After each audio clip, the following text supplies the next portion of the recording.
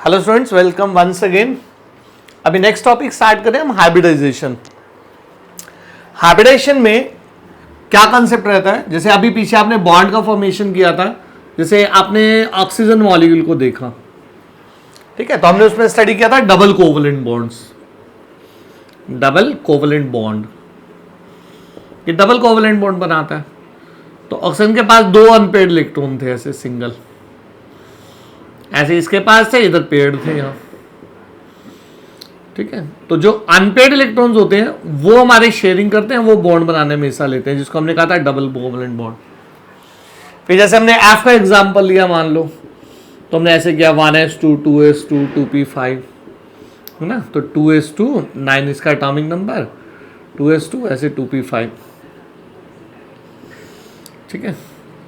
तो इसके पास एक अनपेयर्ड इलेक्ट्रॉन है, तो हम बोलते हैं एफ एक ही बॉन्ड बनाता है। अब इसी तरह से अगर आप कार्बन को लो, मान लो, तो कार्बन में क्या होता है 1s2 2s2 2p2, मैं इस एग्जांपल से दे रहा हूं 6, तो 2s2 2p2, तो इसके पास दो अनपेयर्ड इलेक्ट्रॉन है। लेकिन अगर आप ऐसे CH4 मॉलिक्यूल को आप देखें, ठीक है, CH4 मॉलिक्यूल को, तो CH4 मॉलिक्यूल में कार्बन ने 4 बॉन्ड बना रखे हैं, या आप CCl4 ले लो, CF4 ले लो, तो कार्बन ज्यादातर 4 बॉन्ड बनाता है, ठीक है। वहां पर हमें हाइब्रिडेशन कॉन्सेप्ट की जरूरत पड़ती है। अब हाइब्रिडेशन कॉन्सेप्ट क्या होता है, जैसे आपका कार्बन है, इसको मैं पहले मीथेन मॉलिक्यूल में समझ रहे हैं हम, पहले आज सिर्फ ये कॉन्सेप्ट समझेंगे, फिर नेक्स्ट इस वीडियो लेक्चर में इससे हमारे बहुत सारे मॉलिक्यूल्स बनेंगे। CH4 मॉलिक्यूल को समझो तो आप C है आपके पास 1s2 2s2 2p2, atomic number is 6, तो आपके पास है 2s2 2p2, तो इसके पास दो अनपेयर्ड इलेक्ट्रॉन है। लेकिन अगर इसको CH4 मॉलिक्यूल बनाना है कार्बन को, तो इसको 4 अनपेयर्ड इलेक्ट्रॉन चाहिए। तो it requires how much, 4 unpaired electrons. अब उस 4 अनपेयर्ड इलेक्ट्रॉन के लिए क्या करता है, इसको ना हम ग्राउंड स्टेट ऑफ एटम बोलते हैं, ग्राउंड स्टेट। तो यहां पर अब इसके लिए लिखा जाता है एक्साइटेड स्टेट, ठीक है। जिन एटम के पास सेंट्रल एटम, इसमें जैसे कार्बन है, इसको कार्बन को हम सेंट्रल एटम बोलते हैं। जैसे हाइड्रोजन एटम है तो इसको हम बोलते हैं साइड एटम। तो जो सेंट्रल एटम है कार्बन, जैसे यहां पर, तो इसके पास दो अनपेयर्ड इलेक्ट्रॉन है, लेकिन इसको बॉन्ड बनाने हैं 4, तो उस समय ये एक्साइट करता है, तो इसका one of the electron jumps into the higher level, तो ये ऐसे जाता है 2s1 2p3, तो now it has 4 unpaired electrons. तो one of the electron from 2s level jumps to 2p level. So अभी इसके पास टोटल बन गए 4 अनपेयर्ड इलेक्ट्रॉन्स, 4 अनपेयर्ड इलेक्ट्रॉन्स, तो इसके पास 4 अनपेयर्ड इलेक्ट्रॉन्स है। अब उस 4 अनपेयर्ड इलेक्ट्रॉन्स में क्या रहता है, 4 अनपेयर्ड इलेक्ट्रॉन्स में, तो कार्बन के पास अब 4 अनपेयर्ड इलेक्ट्रॉन हो गए, जो 4 यहां पर, अब उसको हम ऐसे लिखते हैं, जैसे एक इसका s ऑर्बिटल में है, 3 p में है, px py pz, ठीक है। तो ऐसे आप लिख सकते हैं, जैसे s है तो उसका एक, ऐसे p है तो एक pz में है मान लो, फिर मान लो px में है ऐसे, फिर py में है ऐसे, तो ये अलग अलग ऑर्बिटल्स में है आपका अनपेयर्ड इलेक्ट्रॉन, ठीक है। तो ये ऐसे है, तो pz px py इसको ऐसे बोलते हैं, pz ये px मान लो, ये py मान लो, आप कोई भी मान सकते हो इसको, ये s है, ठीक है। तो ये हमारे पास 4 ऑर्बिटल्स हैं। ये 4 ऑर्बिटल्स कैसी है, डिफरेंट शेप्स की हैं, they have slight difference of energy, difference of energy, तो इनमें एनर्जी का भी डिफरेंस है। तो अभी क्या होता है, इनके अंदर एक मिक्सिंग होती है, there is a orbital mixing, mixing of orbitals, basically it's a concept of mixing of orbitals.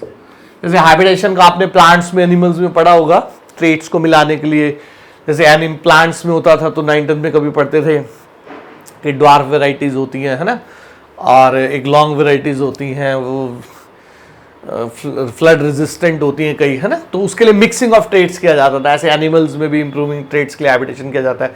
यहाँ ये मिक्सिंग ऑफ एटॉमिक ऑर्बिटल्स का कॉन्सेप्ट है। कौन सी? जो एक एटम के वैलेंस शेल से बिलोंग करती हैं, जिसकी आपस में शेप्स डिफरेंट होती हैं, स्लाइट डिफरेंस ऑफ एनर्जी होता है। फिर आफ्टर मिक्सिंग न्यू ऑर्बिटल्स बन जाते हैं, इन्हें हम हाइब्रिड ऑर्बिटल्स कहते हैं। सेंट्रल एटम करता है, ये सेंट्रल एटम है, ये ध्यान रखना। तो वहां मिक्सिंग ऑफ एटॉमिक ऑर्बिटल्स बनती है, जिससे हमारी न्यू ऑर्बिटल्स तैयार हो जाती है। ये जो न्यू ऑर्बिटल्स होती हैं, इन्हें हम हाइब्रिड ऑर्बिटल्स बोलते हैं। हाइब्रिड ऑर्बिटल्स, ये हाइब्रिड ऑर्बिटल्स की सेम शेप और सेम एनर्जी होती है। तो hybrid orbitals have same shape and same energy, ठीक है। तो जैसे ये इसके पास 4 अनपेयर्ड इलेक्ट्रॉन है, तो ये कार्बन के, तो ये हाइब्रिडेशन है पहले तो hybridization is mixing of atomic orbital belonging to the valence shell of an atom which have the slight difference of energy such that after mixing there is a formation of new orbitals. These new orbitals have almost similar energy, similar shape. इनकी same shape same energy होती है, ठीक है। और उससे पहले hybridisation को करने से पहले अगर इलेक्ट्रॉन उसके पास अनपेयर्ड कम है तो जितने उसको बॉन्ड बनाने होते हैं तो वो अपनी क्या किस में चले जाता है? एक्साइटेड स्टेट में। फिर अब जैसे CH4 आपका मॉलिक्यूल है, तो क्या होता है, ये जो हाइब्रिड ऑर्बिटल्स होती है ना, ये स्पेस में अपने आप को ओरिएंट करती हैं ऐसे। जैसे मान लो कार्बन है तो इसके पास 4 ये ऑर्बिटल्स हैं, इससे आगे शेप्स ऑफ मॉलिक्यूल बनती है। जैसे इसकी 4 ऑर्बिटल्स हैं, तो ये 4 ऑर्बिटल जो हैं ये स्पेस के अंदर इस तरह से प्रोजेक्ट हो जाती है, राइट, ठीक है। तो ये बारे की शेप होती है, ये फ्यूचर में हम इसकी बात करेंगे, अभी तो मैं कंसेप्ट ऑफ हाइब्रिडेशन ले रहा हूं। जैसे ये टेट्राहेड्रल ओरिएंटेशन ले लेती है, तो 2 हो तो उसका अलग ओरिएंटेशन होता है, उसका लीनियर होता है, 3 हो तो ट्रायंगुलर प्लेनर होता है, 4 हो तो टेट्राहेड्रल, 5 है तो trigonal bipyramidal, square bipyramidal, pentagonal, ऐसे चलता रहता है। वो भी हम स्टेप बाय स्टेप लेंगे, ठीक है। तो हमारी ओरिएंटेशन होती है, जैसे 4 से जो ओरिएंटेशन होती है वो टेट्राहेड्रल ओरिएंटेशन होती है। जैसे ये ऐसे 1 2 3 4, ये इसके 4 अनपेयर्ड इलेक्ट्रॉन है जिसने टेट्राहेड्रल ओरिएंटेशन ले रखा है, ठीक है। इधर से हाइड्रोजन ऐसे है 1s1, इसकी एस सबशेल में एक अनपेयर्ड इलेक्ट्रॉन पड़ा हुआ है। हाइब्रिडेशन तो ओवर है, इसको बोलते हैं कार्बन का sp3 हाइब्रिडेशन। कौन सी ऑर्बिटल इन्वॉल्व है उससे हाइब्रिडेशन बनती है, तो यहां 1 होती है, 3 p होती है, तो इससे नाम बन जाता है sp3। उसको भी हम डिटेल में ले रहे हैं। फिर इसके साथ हाइड्रोजन आगे मॉलिक्यूल बनाता है ऐसे, ये हाइड्रोजन है हमारा, ये मिलकर के इससे बॉन्ड बना रहा है ऐसे, ठीक है।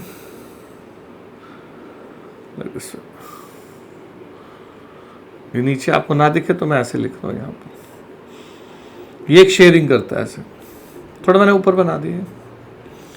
तो ये हमारा एक टेट्राहेड्रल मीथेन मॉलिक्यूल बन जाता है ऐसे,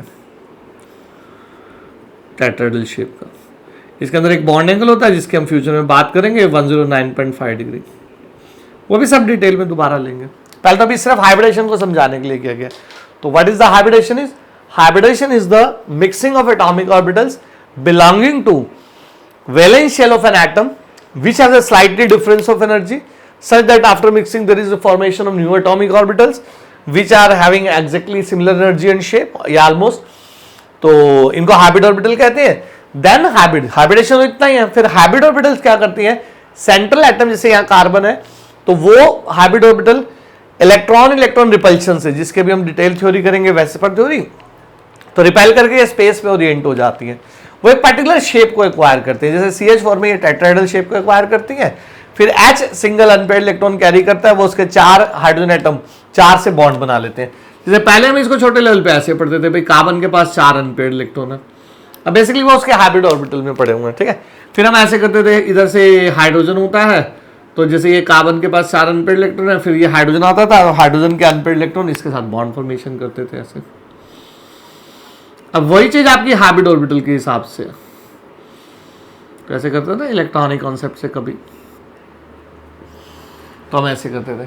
तब तो हम ये सिर्फ शेयरिंग से दिखाते थे, भाई ऑक्टेट प्रिंसिपल, भाई हाइड्रोजन के पास 2 इलेक्ट्रॉन हो गए, कार्बन के पास 8 इलेक्ट्रॉन हो गए।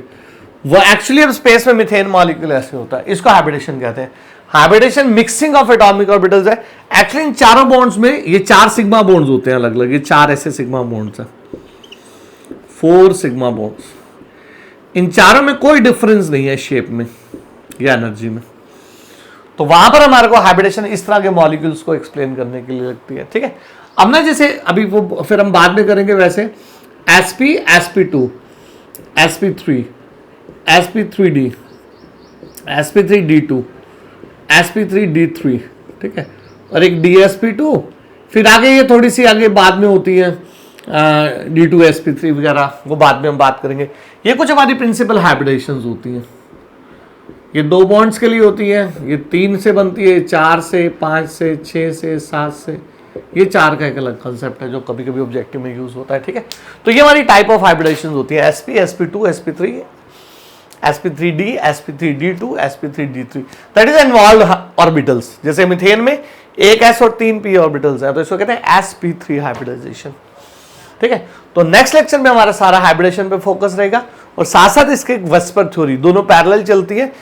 जो हमारा मेन टारगेट होगा नेक्स्ट, अब सारा, अभी ये कई दिन तक चलेगा हमारा, 5-6 लेक्चर्स तक, तो हमारा सारा टारगेट शेप्स ऑफ मॉलिक्यूल्स पे चलेगा। एक्चुअली आयनिक बॉन्ड की बहुत कम स्टडी होती है, बस उसके फीचर्स होते हैं जो आप जानते भी होते हो।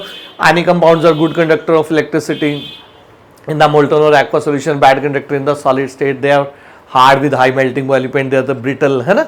तो आयंस होते हैं, इलेक्ट्रोस्टैटिक फोर्स ऑफ अट्रैक्शंस होते हैं उनमें, तो उस तरह की हमारी प्रॉपर्टीज होती हैं। सोल्यूबल इन वाटर होते हैं, इनसोल्यूबल इन ऑर्गेनिक सॉल्वेंट होते हैं, तो उनका तो बस वो फीचर्स है मेन, और बॉन्ड बस साइकिल है, क्योंकि उनमें शेप्स नहीं होती। आयनिक बॉन्ड सबसे इंपॉर्टेंट बात ध्यान रखना, they are the non directional, जो हमें अब 11-12 स्टैंडर्ड में समझनी है। तो ionic bond is non directional, but covalent bonds are directional. तो कोवेलेंट बॉन्ड जो डायरेक्शनल होते हैं उससे हमारे लाखों मॉलिक्यूल्स या थाउजेंड्स ऑफ मॉलिक्यूल्स बने हुए हैं, मीथेन, NH3, SF6, IF7, इस तरह के, ये सारे p ब्लॉक से आते हैं, क्योंकि जो मेटल्स हैं S ब्लॉक, D ब्लॉक आप जानते हो, F ब्लॉक, वो सारे हमारे आयनिक बॉन्ड्स बनाते हैं। p ब्लॉक के अंदर हमारे कुछ 5-6 मेटल्स को छोड़ दो, तो बाकी मेटल, नॉन मेटल, मेटलाइड्स वगैरह हमारे सारे जो होते हैं बचे हुए, वो ज्यादातर कोवेलेंटली बॉन्डेड मॉलिक्यूल बनाते हैं। तो उसमें हमें हाइब्रिडाइजेशन और एक आगे जाके वेस्पर थ्योरी है, जिससे हमारी शेप्स ऑफ मॉलिक्यूल बनती हैं, जो 100% कॉम्पिटिटिव का टॉपिक होता है, बल्कि इसके 2 या 3 क्वेश्चन भी हर साल काम आ जाते हैं, कुछ उनके एडवांस लेवल्स भी हैं, ठीक है। तो अगले 4-5 वीडियो लेक्चर में हमारे क्या चलेंगे, शेप्स ऑफ मॉलिक्यूल्स, ठीक है। Thank you.